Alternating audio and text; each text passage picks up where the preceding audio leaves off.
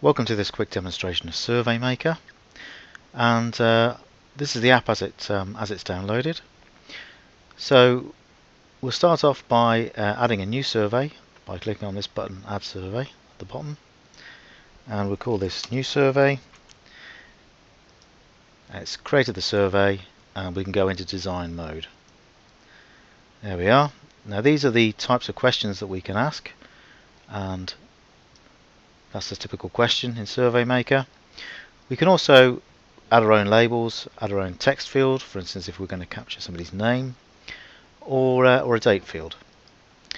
But there we are, that's just a question, so we can just change the text in the question. Now because the pie charts, when we come to look at results, are in an alphabetical order, we'll start off by just putting in a 01 as the question number, and that'll make sure that they get ordered correctly, or the order we want to see when we come to print them off. So 01, the question will be where were you born? Simple as that, and we can have a single selection type question or a multiple one, and in the case of where were you born, that's just going to be a single selection, so it'll allow just one selection to be made. There we go, where were you born, and let's have a possible answer here of let's say France, and here let's say Italy, and let's add a new answer, so that we do that with this little plus button here. It's a new answer.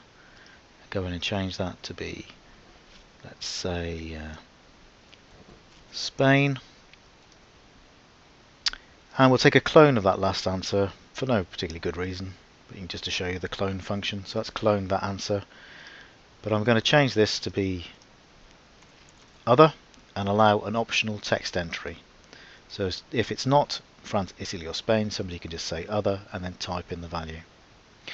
So there we are, and you can see that there's quite a lot of white space around here, and we can make better use of the space by changing the number of columns in the survey, or the survey page.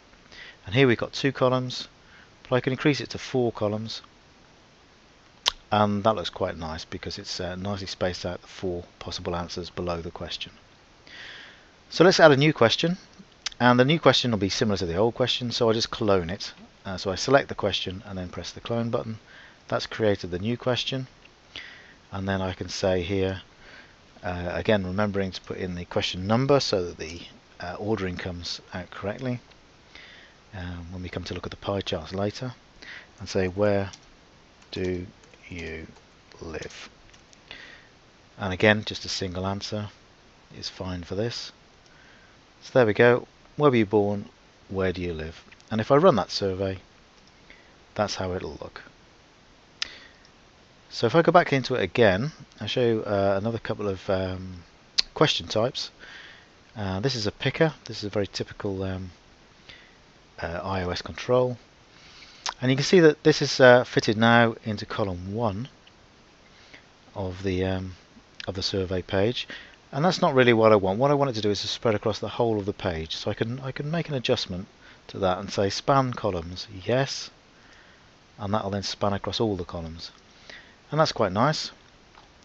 So the label for it, which is the question 03, and then say let's say just job title, and let's have 3 options. Let's go for doctor, nurse, and teacher. I can have as many of these as I want really, and let's say the default answer is nurse for no good reason. There we go, that's what that now looks like. And I can add another one here. This is a segmented control, and that's gone into column 2 after the picker, which is in column 1. But because column 1 spans the whole of the columns, I have to move this one to be after the picker. I can do that by using a line break to say go over a line between that picker and this segmenting control, and again I can span the columns so that it looks like that, and I can say let's use this one to get the age group,